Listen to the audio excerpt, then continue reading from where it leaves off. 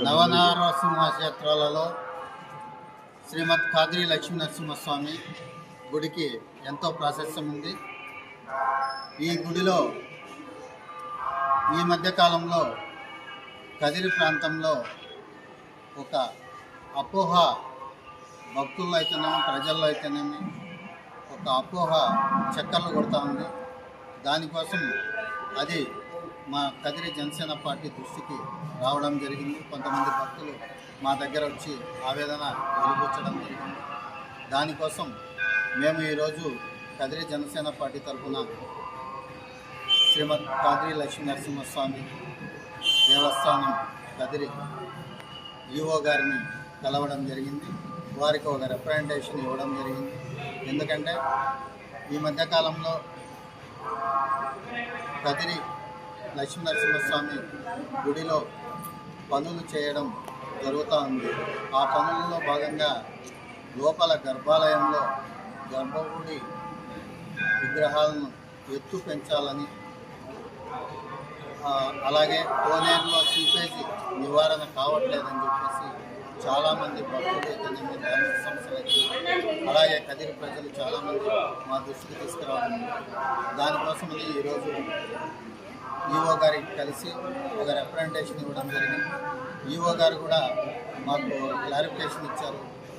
మేము గర్భాలయం జోలికి మేము వెళ్ళము, బయట ఏదైనా పనులుంటే మేము చేసుకుంటాము అని చెప్పేసి చెప్పడం జరిగింది. అలాగే వారిని మేము కోరింది ఒకటే, దాని గురించి మీరే వివరణ ఇస్తే చాలా బాగుంటుంది, భక్తుల్లో ప్రజల్లో అపోహలు తొలగిపోతాయని చెప్పి చెప్పడం జరిగింది. వివరణ ఇస్తాను అని చెప్పి ఆయన చెప్పడం జరిగింది. కాబట్టి ఆయన వివరణ ఇస్తాడు. కాబట్టి ఆ వివరణ ఇచ్చేంత వరకు మీరు అపోహలను నమ్మొద్దని చెప్పేసి మేము తెలియజేస్తున్నాం. అలాగే ఈఓ గారికి కూడా ఎంత తొందరగా వీలైతే అంత తొందరగా మీరు వివరణ ఇవ్వమని కదిరి జనసేన పార్టీ తరఫున మేము కోరాం. ప్రసిద్ధ నవనరసింహస్వామి క్షేత్రాలలో శ్రీమద్ ఖాద్రి లక్ష్మీ నరసింహస్వామి వారి క్షేత్రం ఎంతో వైభవం సంతరించుకుంది. అందులో భాగంగానే కదిరి పట్టణానికి వచ్చేటువంటి భక్తాదులకు ఎవరైతే ఉన్నారో వారి సౌకర్యార్థం శ్రీవారి ఆలయం చుట్టూ అభివృద్ధి పనులు చేయాలని ఒక సంకల్పంతో ఒక ప్రసాద్ స్కీమ్ అనేది ప్రవేశపెట్టడం జరిగింది. ఆ ప్రసాద్ స్కీమ్ కింద లేనిపోని ఉదంతుల వల్ల భక్తుల్లో ఒక ఆందోళన నెలకొనింది.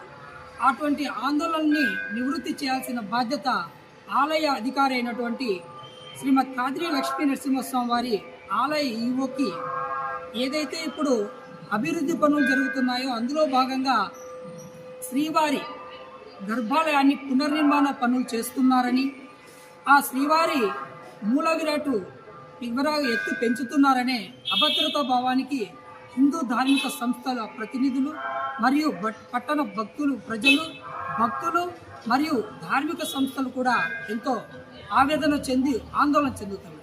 అటువంటి ఉదంతులు ఏవైతే ఉన్నాయో వాటికి ఒక స్పష్టమైన నిర్ణయాన్ని తెలియజేయాలని ఆలయ ఈవో గారికి కదిరి జనసేన పార్టీ ఇన్ఛార్జ్ భైరవప్రసాద్ గారి ఆధ్వర్యంలో ఆయనకు ఒక వినతి పత్రం అందించడం జరిగింది.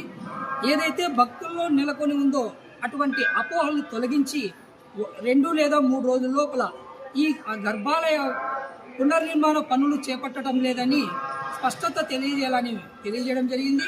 అంతేకాకుండా శ్రీమద్ ఖాద్రి లక్ష్మీ నరసింహస్వామి వారి పరమ తీర్థాలలో భృగు తీర్థం ఒకటి. ఆ భృగు తీర్థంలో జరుగుతున్నటువంటి పనులు కూడా నత్తనడకన జరుగుతున్నాయి.